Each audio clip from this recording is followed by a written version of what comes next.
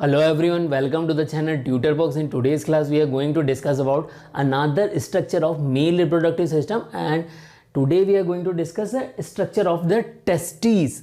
In earlier lecture we already discussed the function of male reproductive system, as well as we also discussed the structure of scrotum. Now we are discussing the structure of testes. As I already told you, what is the function of testes? Testes का function क्या है? They form the sperm को बनाना इनका function है. तो आइए देखते हैं इनकी स्ट्रक्चर क्या है, कैसी इनकी स्ट्रक्चर है. So as we know they are the paired oval glands.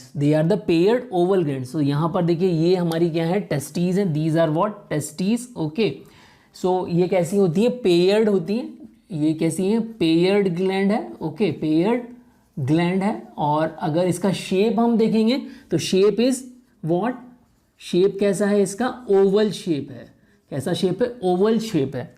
अगर हम इसकी लेंथ देखते हैं, अगर हम इसकी क्या देखते हैं, लेंथ देखते हैं, तो the length of it is what, 5 centimetre. ये कैसी, कितनी सेंटीमीटर की है, 5 सेंटीमीटर की है. 5 सेंटीमीटर लेंथ है. 5 सेंटीमीटर क्या हो गई, इसकी लेंथ हो गई. और अगर आप इसकी विड्थ देखते हैं तो विड्थ कितना हो गया, 2.5 सेंटीमीटर इसका क्या हो गया, डायामीटर हो गया. 2.5 सेंटीमीटर क्या हो गया, इसका डायामीटर हो गया.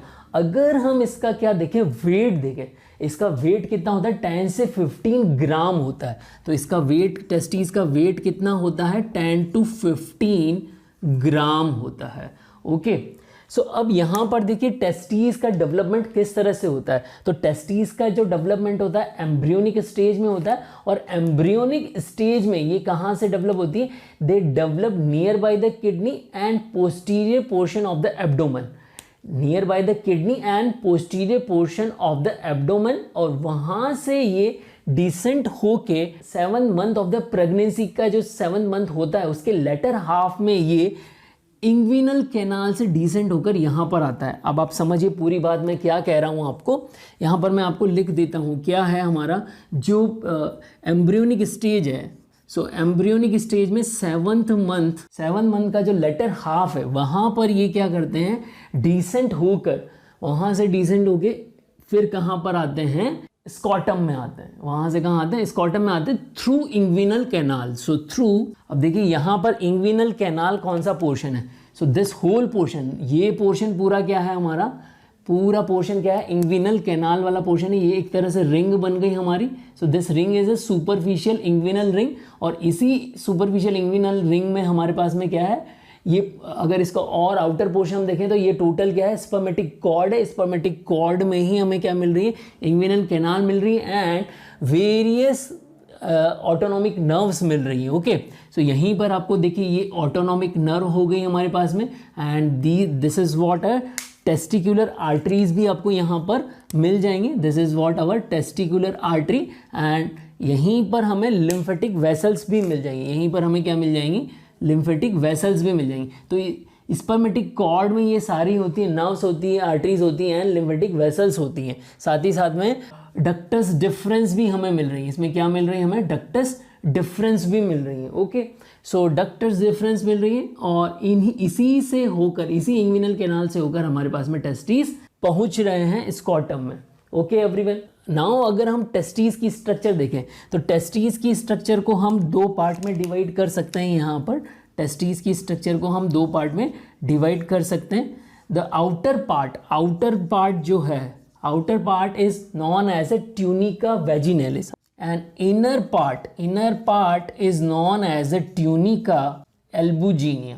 ओके, आप यहाँ पर देखिए, आप फिगर के अंदर देखिए, फिगर में क्या है, जो आउटर पार्ट है, आउटर पार्ट दिस पोर्शन, ये जो आउटर पोर्शन है, this portion is known as a tunica vaginalis. And internal portion is known as a tunica albuginea. So this portion is known as a tunica albuginea. So यहाँ outer part और inner part के बीच का जो portion है, this portion is sometime it is filled with the a liquid, it is filled with some fluid, and that fluid is known as a hydrocele.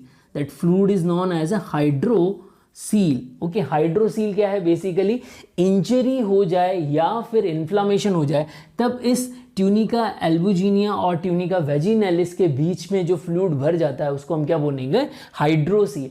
तो यहाँ पर ट्रीटमेंट करने की कोई ज़्यादा ज़रूरत नहीं है, ये जनरली स्वतः ही ठीक हो जाता है, मोस्ट ऑफ द केसेस में अपने आप ही ठीक हो जाता है। अब अगर हम इंटरनल स्ट्रक्चर देखें तो internal structure is made up of tunica albuginea, okay.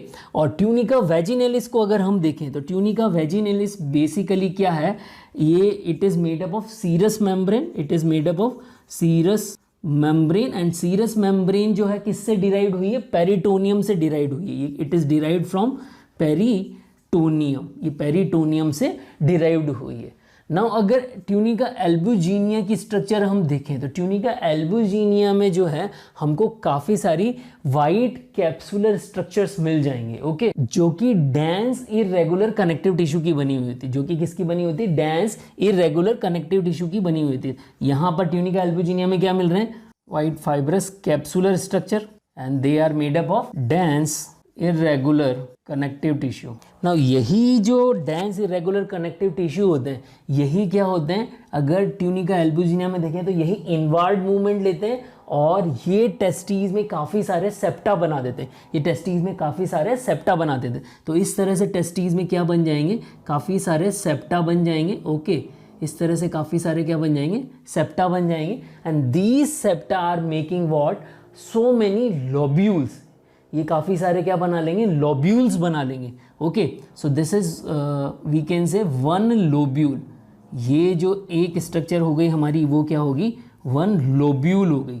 और ऐसी 200 से 300 लोब्यूल, ऐसी 200 से 300 लोब्यूल मिलकर क्या बना चाहिए, 1 to 3 टाइट सेमिनिफेरस ट्यूब्यूल्स। तो इन्हीं लोब्यूल्स में जब ये 200 to 300 हो जाएंगी, 200 to 300 लोब्यूल, ये 200 to 300 lobule making, they are making 1 to 3 seminiferous tubule. ये 1 से 3 क्या बना लेगी, seminiferous tubule. And these seminiferous tubules are making what, they are making what, sperm.